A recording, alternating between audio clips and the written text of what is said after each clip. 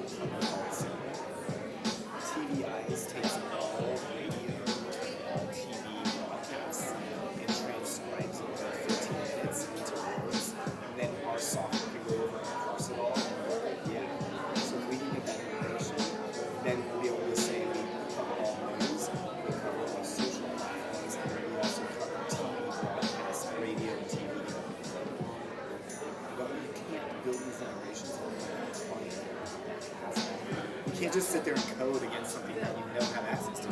We can't go to TPIs and be like, hey, be a partner. They would be like, okay, you want to be a partner, it's $150,000 to be a partner in Tues. Like, we're not going to pay that.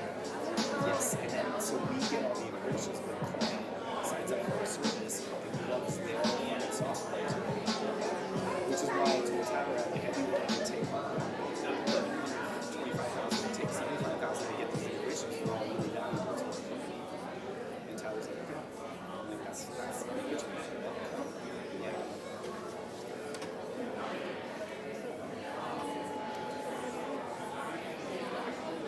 It's just started making sense though to me in like the last 3 months. Like the last 2 months, I was really lost. First 9 months, I was like, I was only rolling on a lot of times. So I think it starts at 6:30. So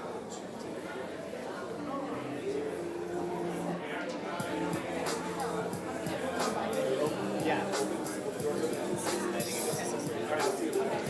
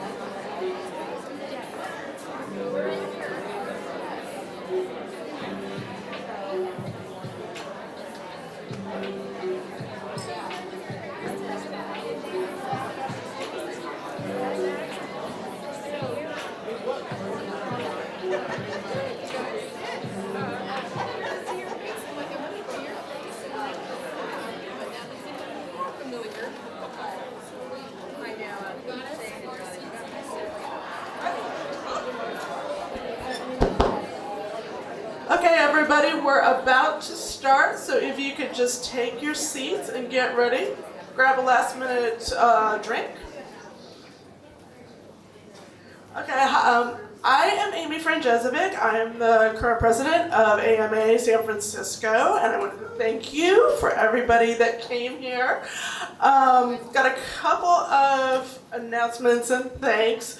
Most importantly, Trendkite, who is ultimately responsible for putting this incredible event together tonight. Thank you, Trendkite, wherever you are. And also our partners in crime, PRSA. We have done a lot of great events with them, and we hope to do a bunch of great events in the future. Absolutely, thanks so much to our speakers who are coming here on their own time and sharing their expertise with everybody. And if everybody could put their hands together for NASDAQ Entrepreneurial Center, this incredible, incredible venue. I hope everybody saw the ticker and our logos outside. And Genevieve Schiffer, who is our photographer extraordinaire. Keep an eye out for her photos. We will be doing some wrap-up posts and whatnot, so make sure you show her your best side. And then last but not least, all the board members and volunteers who are integral in helping everybody put this size of event together. We could not have done it with a lot of support. Which leads me into my segue. Our next AMA event will be a volunteer recruitment event. So if this is something that you're interested in doing in any way, shape, or form, from events, promotion, blogging, social media, a whole bunch of different things, keep an eye out on our promotions and get involved. And then in June, we're going to have my last event as president before Maria takes over. Will be marketing practices and ethics, operating in the gray zone. A lot of people don't do things ethically, don't do things correctly. We want to set everybody straight and make sure that we're all working to the best of our abilities. So with that, I want to kick it over to John McCartney from PRSA to do his intro. Hi, everyone. My name is John McCartney. I'm the president of the PRSA San Francisco Bay Area chapter for 2019. I'm so excited to see all you faces here. We have an exciting program, getting creative with your PR and marketing. And I again echo to thank Trendkite for underwriting this program and putting this together. Trendkite Cision, I stand corrected. And I also want to give a shout out to Albert Lee and his team at Rock's Beverage Catering for the food and the drinks. So definitely say hi to them. And if you're looking for a caterer for any events, definitely talk to them. And we also have some giveaways at the table here, some mouse pads and screen cleaners and stuff for your, like a business card holder for your iPhones and stuff. So PRSA, we are the group for PR professionals and communication professionals. And you know, we have a number of things that we're planning to help your career, to move the profession forward and the professional forward as well. Next week, we are planning a program around cannabis, media, and PR. It's the second year that California is legal. And it was a very popular event last year, and we're looking forward to doing this event again next week. And then in May, on May 9th, we have a program that's going to be at Weber Shandwick about improv and how you can learn some secrets as far as pivoting in your presentations. So that's something to look forward to. And then in June, we have a Meet the Media program around consumer electronics. So, you know, there's a number of folks here who work for a company that is in the consumer electronics space, so that might be something that you all might be interested in checking out. We will have reporters who cover the consumer electronics space, so definitely go to prsasf.org for all the details. Be sure to sign up for a newsletter. If you're not a member, we would love to have you join us. Again, you know, it's all about moving the profession and the professional forward, and that's our mission, and I hope you all have a good evening tonight. And without further ado, I'm going to turn this over to my buddy Dave Cardiel of Trendkite. Flew all the way from Austin, Texas, and he's going to sort of let you know what to expect from this evening's program. Cardiel?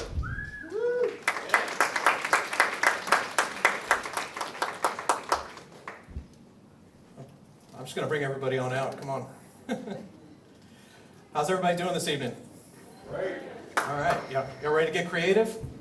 Yeah. Now I want to thank the Bay Area chapter of PRSA, of course, the San Francisco chapter of the American Marketing Association, for allowing us to host this event and invite you guys out. Have a little thought leadership, a little networking. You know, all with goodwill here.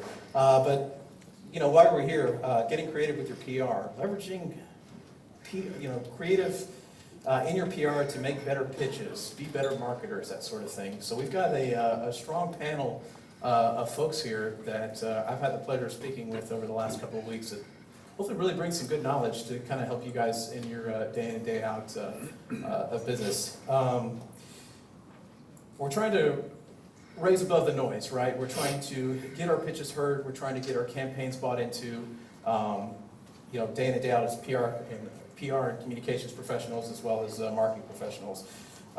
So our intent today with this panel is really to get into looking at creative trends that they're seeing in the marketplace, best practices that they're using.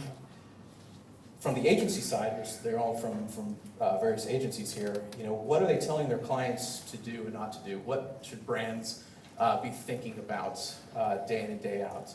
And then we get down to the data, and that's really kind of looking at, you know, kind of the ROI and the impact of the campaigns that you're running, and then at the end of the day, where to start, right? We've got a very diverse group of folks here. The novice PR marketing professional, with folks with they're a little bit more seasoned, right, in their endeavors. So we'll jump into that. But enough. You're probably done hearing me talk. Let's look at the speakers here. First up, we've got Paul Wilke. He's the CEO at Upright Position Communications. Glad to have you here, Paul. He's a focused storyteller, right? Been around the block a little bit. Prior to founding Upright Position Communications, he headed up public relations at Splunk, where he led communications around one of this decade's most successful IPOs. Before that, he managed global public relations at Visa. Very cool thing here, he sat on President Obama's Travel and Tourism Advisory Board and worked on their IPO. Prior to moving to the Bay Area, he spent some 12 years in Singapore, where he headed up Visa's public relations operations for South and Southeast Asia. In addition to his communications work on more than a dozen IPOs, Paul's a featured speaker on IPOs, crisis comms, and tech PR. Welcome, Paul. Tues April. She's the CEO at Hunter & Baird. Bard, I did it again.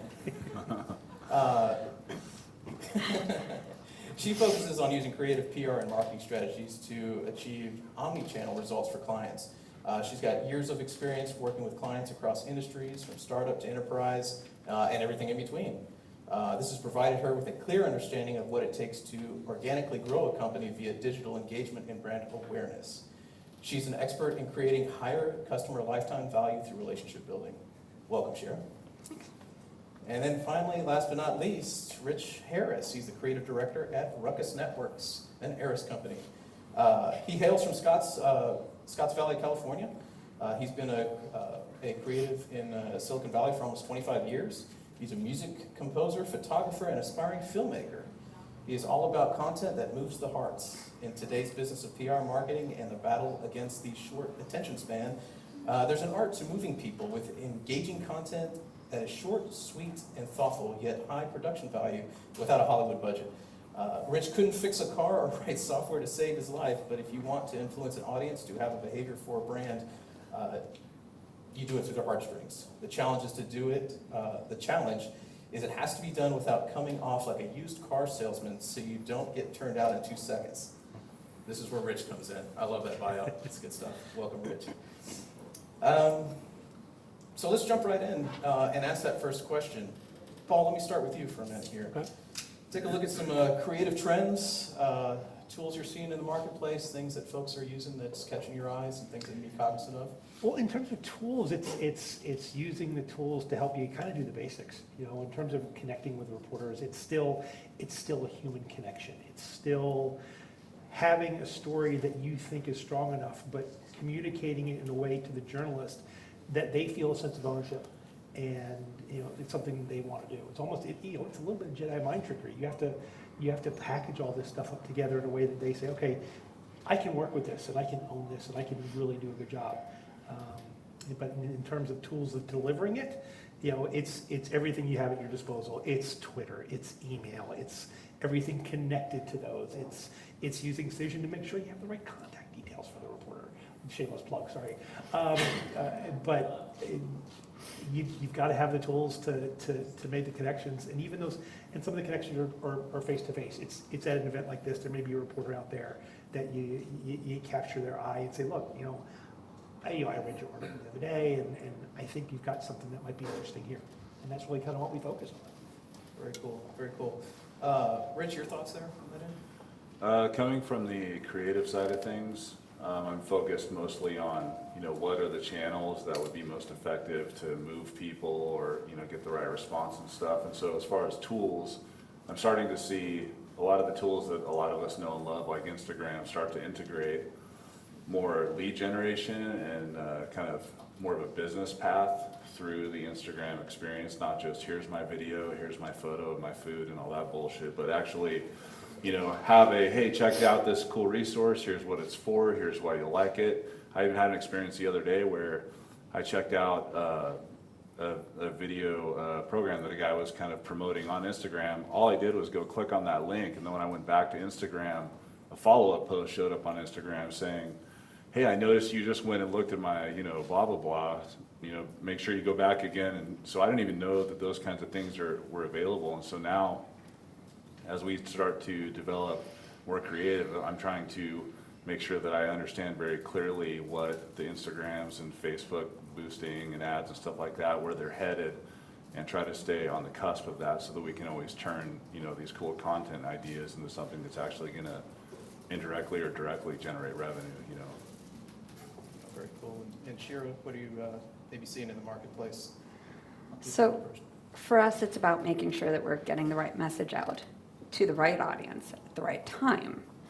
So how do you end up doing that? Well, you have to actually know what that audience is looking for. Spraying and praying is not the way to go. You need to figure out, okay, these are the 12 pundits in my industry, and they're writing about this. This one's interested in that. This one's interested in this one's interested in something else. What we have in the agency is what I call the writer's room.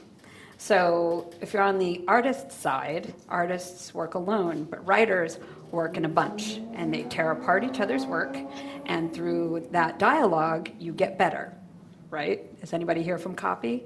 Yes, I'm seeing nods. So that's what we have inside of the agency. We work really collaboratively with our clients. We come up with ideas. We'll do research reports, and we'll figure out exactly who's interested in what. We'll do thought leadership pieces and build them up that way. So for us, it's less about tools as it is about process. We use all the tools you mentioned, and they are the tools of the trade, but if you can use every tool, if you're not using it properly, it doesn't really matter. And if I could add to what you said, the spraying and praying approach is a mistake a lot of people make. And one of the things that we tell our clients is, I would rather have a media list of 25 to 30 of an inner circle of reporters that will be interested in what you're doing than a media list that's like 500 deep. Yeah. Because you're not going to have those meaningful connections with 500 reporters. No. Figure out the 12, the top 20. Staying on that note, in line with the theme of it being creative, what are some ways you're seeing that you should be able to, or how to reach those maybe key influencers or journalists that are out there? Professional stalking usually works. Okay. I mean, I know, and I'm serious. It's following them on Instagram, following them on Twitter. But following's not enough. You have to actually engage. Engage, exactly. Yeah. And understand what they're passionate about, because once you know what they're passionate about, you can kind of connect the dots between what you're working on and what they're working on if you're doing your job right. And they'll know who you are. And even if you've never reached out to them before, when you're finally ready to, because they're familiar with you, they're more likely to look at that email or look at that message. Yeah. Build the relationship first. Rich, I want to go back to something you were talking about earlier. You were talking about some of the tools. You brought up Instagram, for instance, as a trend you're seeing in the marketplace. Let's talk about maybe the person or the human behind that, in terms of maybe the tone or tenor they should take, or the chances maybe they should take behind those tools in terms of from a creative standpoint.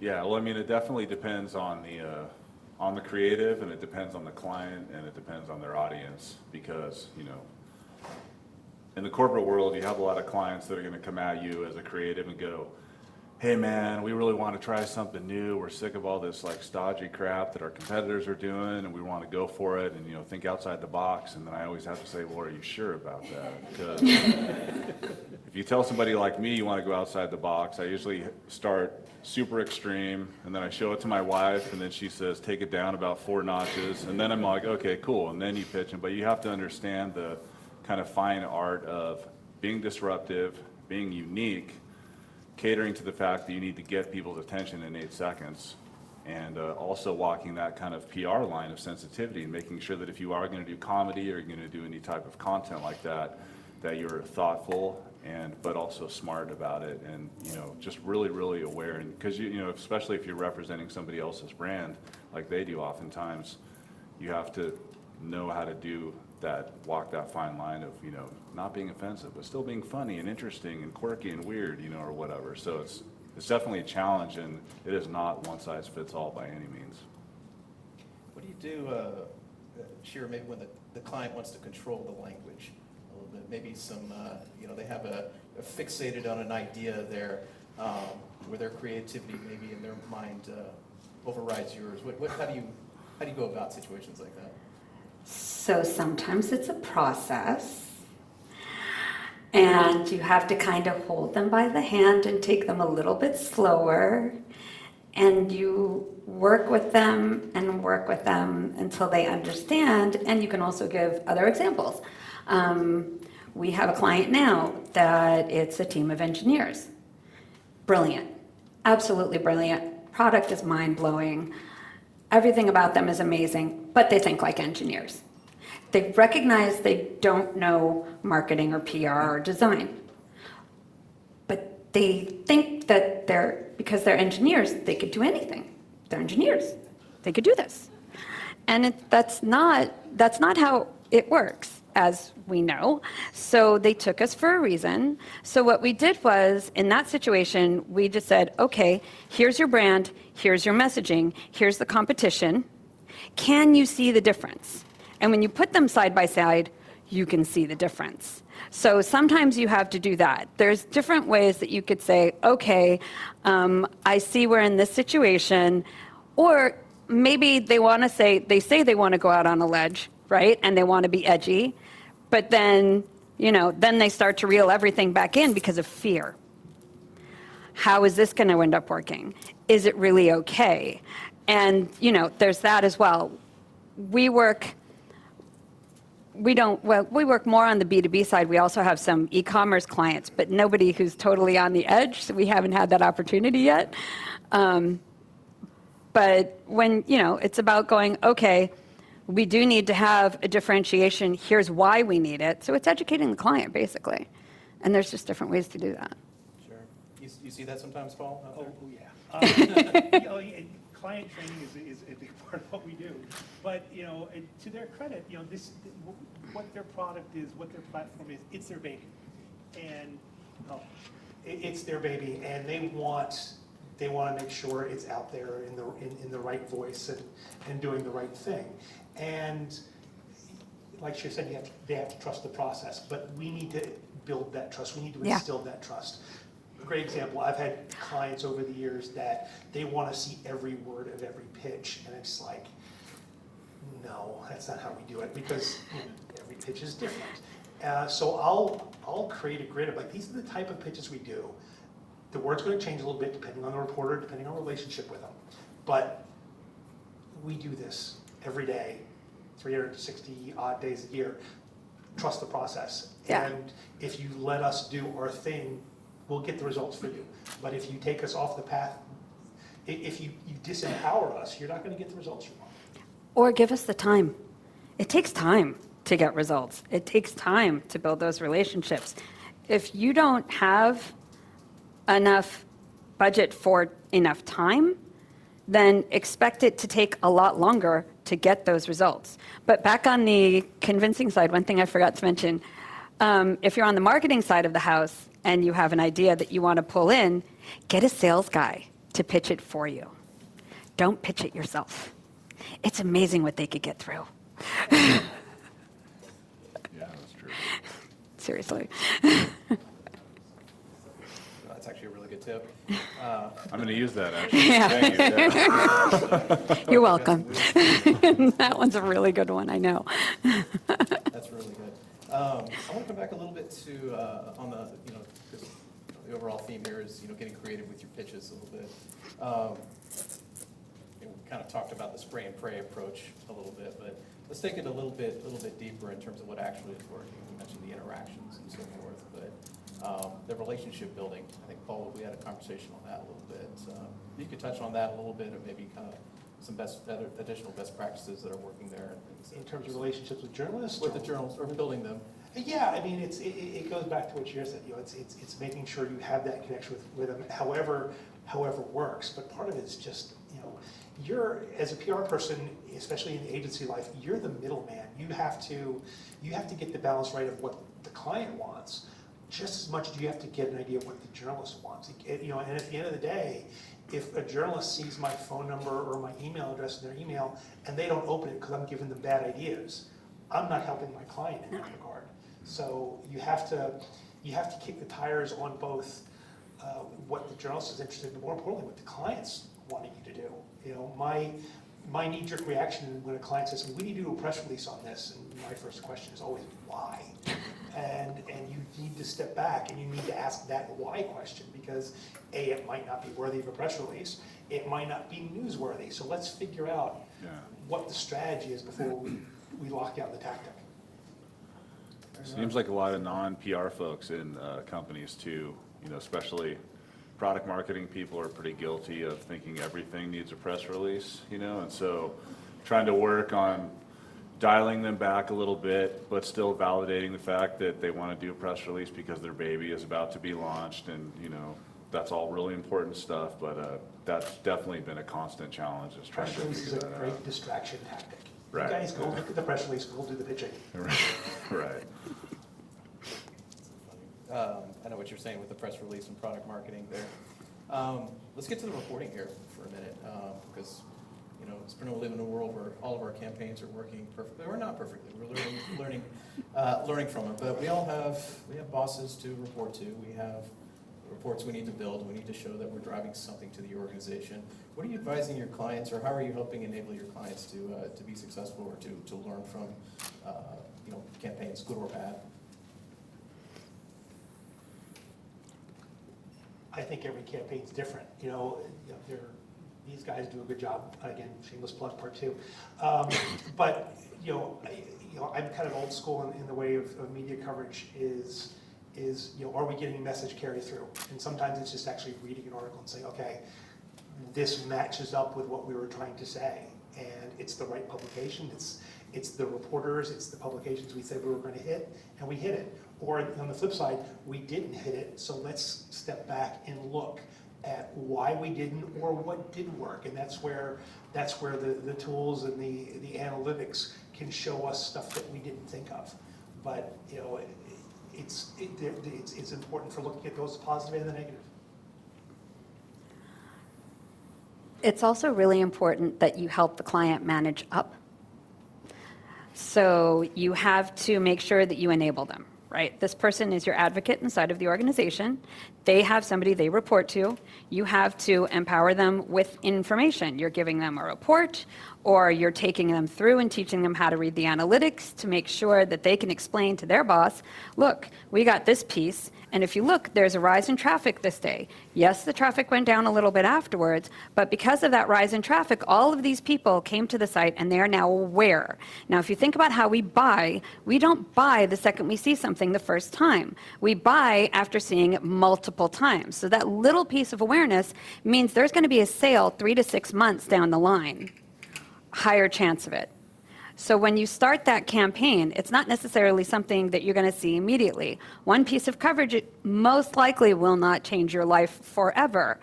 And one thing that to keep in mind, nothing will kill a bad product faster than good press.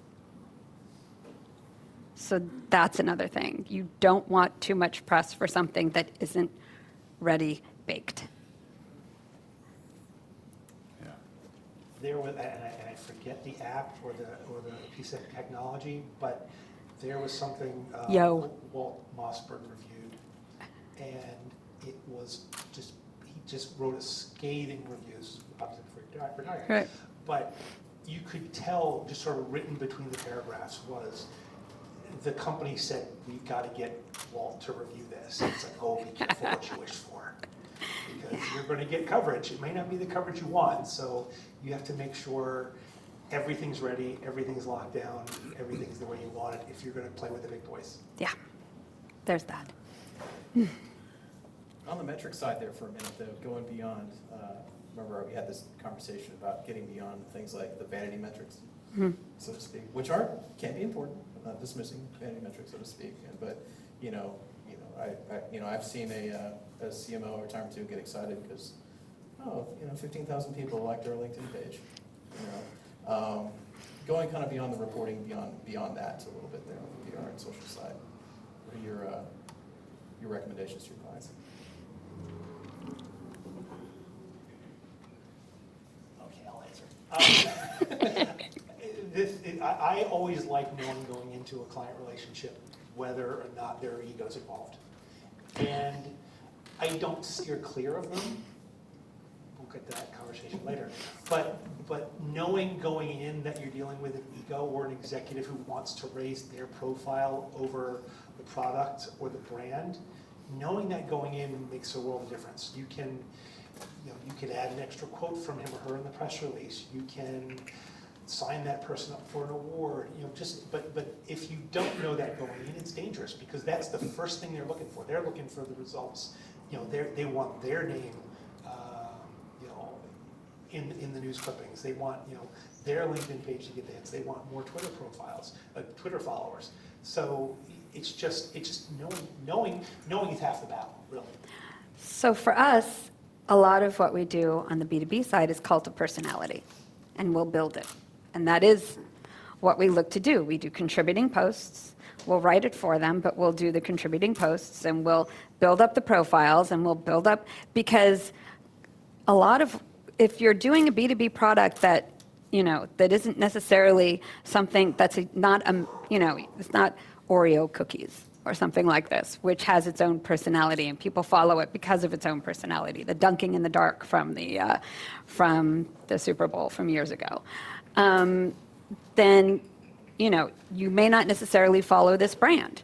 You may follow different people in the brand. A great example of this is Avner Werner from AWS, Amazon Web Services. So he has a cult of personality around him. He's all over Europe at different conferences. He's very well known in the tech industry. I can give you a list of names along this lines. So sometimes you want to go that route. It depends on your strategy. And it doesn't necessarily mean that the person itself said, this is what we're going to do. Another person who does it really well, argumentatively, would be Elon Musk. Okay? He has a huge following, very much a cult of personality, and he uses that to raise awareness and build sales, and then sometimes cult of personality falls. So think of Travis from Uber, right? So sometimes you have to be careful on how it's managed. When you have large numbers on social, yes, it matters that they're the right numbers, but quite frankly, large numbers themselves send a signal to anybody who's just glancing at the account. And whether we like it or not, we are creatures who follow. So if this account has really large numbers and they're not necessarily following a huge number, okay, and that ratio looks really good, you're more likely to follow them, and their numbers will continue to grow. So while growing the numbers may be a vanity metric, it can also be a strategic one. And I want to add to this, I don't know, we're going off on a tangent, I'm about to.